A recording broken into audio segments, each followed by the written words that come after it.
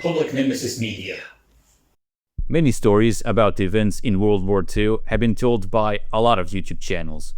A bigger number of those stories are centered around dark themes, the kind of stories that show human depravity has no limits. Some stories are well known, like the ones about Auschwitz or Unit 731, but considering the scale of violence and destruction in the deadliest conflict the world has ever seen, you can be sure that there are a lot of horror stories which a ton of people never heard. If you want to hear a World War II dark story that you probably never have, you've come to the right place. This is a story of Mircea Acev and Strașo Pindzur. Before we begin, I'd like to briefly give you the background. The event which will be talked about in this video takes place in the center of the Balkan Peninsula, or to be more precise, the region of Macedonia. This region was divided 3 times through bloody wars in a span of just 6 years. The one part we'll focus on is commonly referred as Vardar Macedonia. That was a piece of Macedonia conquered by Serbia and it later incorporated into the Kingdom of Yugoslavia. Bulgaria tried to take those lands twice, but failed. Hence why after the end of World War I, the Bulgarians essentially gave up on the idea of taking the entire region. Under the Karađorđević dynasty, the Macedonians were being forcibly converted into Serbs. Their last names were modified to end with ich, only the Serbian language was allowed, only Serbian schools operated, etc. As you can probably guess, the Macedonians were not very happy to live like that, so much so, they even killed King Alexander. The situation in Vardar Macedonia remained like that until April of 1941, where the Kingdom of Yugoslavia was attacked by the Axis powers, who soon after divided Yugoslavia in a few smaller areas. Most of Vardar Macedonia was given by the Nazis to Bulgaria, who did sign an alliance with Germany in order to avoid Yugoslavia's fate. A smaller part in the northwest was given to Albania, which was controlled by Italy. Dissatisfied with the treatment they got under the Karađorđević, the Macedonians welcomed Bulgarians with open arms and even actively joined their institutions to the Bulgarian ones. Bulgarian schools were open, the Macedonian police and military became parts of the Bulgarian system, and even the Macedonian Regional Committee, the organ of Macedonian communists in Yugoslavia, broke away from the Yugoslav Communist Party and joined the Bulgarian Communist Party.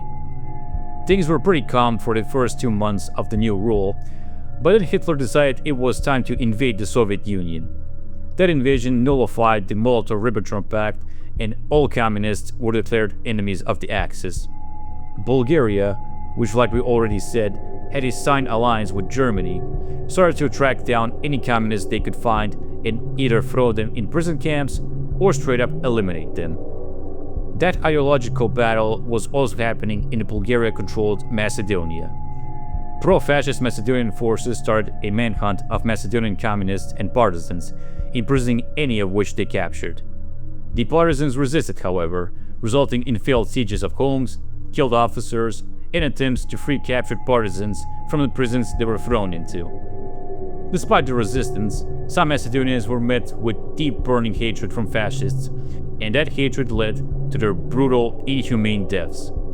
2 victims of such hatred were the already mentioned protagonists of our story. Their names were Strașo Pindzur and Mircea Acev. Pindzur was born in the town of Strumica in 1915.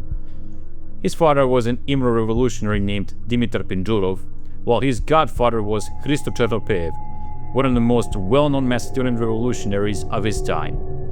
When he grew up, Strașo Pindzur studied at the University of Belgrade's law school, and he was also a secretary of an illegal student association called Vardar. One time, he was arrested by the Yugoslav authorities for his communist and revolutionary activism.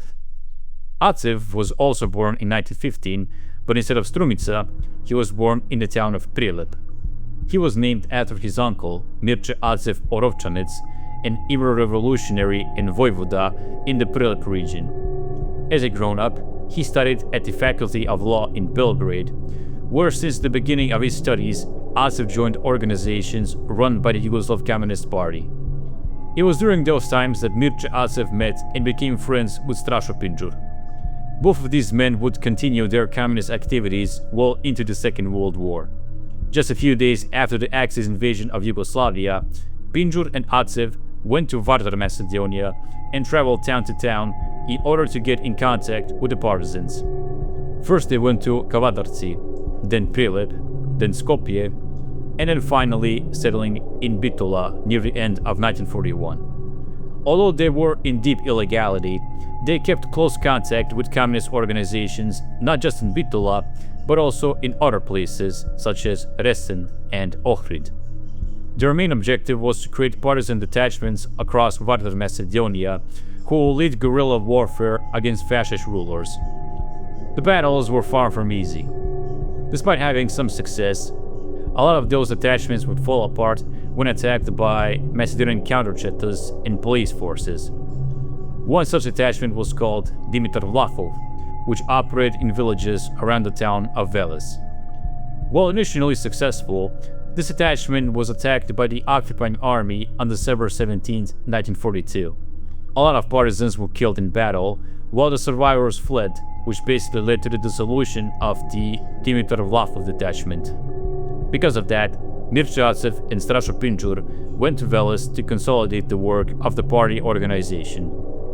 That decision turned out to be fatal. On December 19, 1942, both men were captured in the house they stayed in and then sent to the district police department in Skopje. Upon arrival, the police started demanding from both men that they give away information about communist organizations and the whereabouts of partisans. Acev didn't say a single word, while Pindzur just said, "You beasts, I am Strašo Pindzur. That is enough info for you." Because they refused to comply, the two were subjected to intense torture for days. Torture so brutal, it's considered one of the darkest parts of Macedonian history during World War II. Most people crack quickly under such agony and spit out everything the tormentors want to hear, but these men never did. In the case of Strašo Pindzur, here's what the chief of Skopje's regional police, Ljubomir Jordanov, had to say. Pindzur, other than saying his name, wouldn't say anything else. Because of that, we beat him. He was beaten by me, Denyo Rajkov, Ilya Nikolov, Andon Donev, Todor Marinov, etc. We beat him with a rubber truncheon on the soles of his feet and all over his body, wherever we could, kicking him in the back and stomach, and 2 or 3 times we put his feet in water and then continued beating him. He was beaten non-stop for 2 days. He was returned to his cell in a very critical condition. The next day in the afternoon, I sent Todor Marinov to summon him for questioning. He came back and said that Pindzur had died in the cell. As soon as he said that, I went to the cell to see him. I found him lying in foam that was coming from his mouth. I immediately called the chief of the State Security Service, Vasil Tsankov, to tell him that Pindzur had died. He asked me, "How did he die?" I answered, "I don't know. I didn't expect him to die so soon." After the death of Strašo Pindzur, orders were given to dispose his corpse and then simply pretend that he somehow escaped from prison. His remains were never found, though it is believed that Pindzur's body was thrown in the Vardar River during nighttime. The fate of Mircea Acev was not any better. Chief Ljubomir Jordanov also described what his colleagues and he did to Acev. He stated the following: he refused to give any information about his activity, so we beat him to extort a confession from him. He was severely beaten on the soles of his feet on several occasions. His legs were terribly swollen. I wondered how he could handle such a beating without saying a word. He was a prisoner who was tortured the most, and he turned out to be the toughest. He barely walked and told me that he no longer felt anything in his legs because they were so beaten. During all the time that he was beaten, he did not shout, nor did he drop a single word. At about 6 o'clock in the evening, Hristo Stoilov and Vasil Tsankov were sitting in the latter's office. It was at that time that Agent Krum Pankov came and addressed Tsankov with the following words: "Mr. Chief, Mircea Acev is in a very difficult position. He is dying." Then Tsankov said, "Okay, go there." Since Krumpankov came out, Tsakov told me, "Tell Simeonov, the director of the district police, that he killed himself." That's what we did. Once Acev succumbed to his severe injuries, his body was thrown out a window in order to stage a suicide. Afterwards, his dead body was transported to Skopje's hospital, where a lot of people, including his comrades, had the opportunity to see the hell Mircea Acev went through. A leaflet from the Regional Committee of the Yugoslav Communist Party for Macedonia described the scene like this. Thousands of honest Macedonians' hair stood on the end where they saw Mircea in the hospital morgue and later in Prilep when they buried him with his fingers cut off, his nails pulled out, and flesh torn from his bones. Macedonian mothers, fathers, and sisters have seen their sons and brothers tortured and beaten many times, but they have never seen such brutality and inhuman torture. Not even Turkish janissaries, bastards, and rascals tortured like Hitlerists and fascists tortured. While they hit Pindzur and his broken bones, having learned from Mircea's case, they saw how much of a laughingstock they became in the eyes of the police.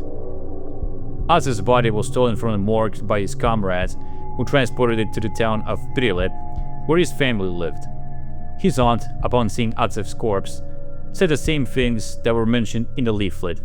To quote her words, "The police drove nails under his fingernails, which were half cut. The fingernails themselves were missing.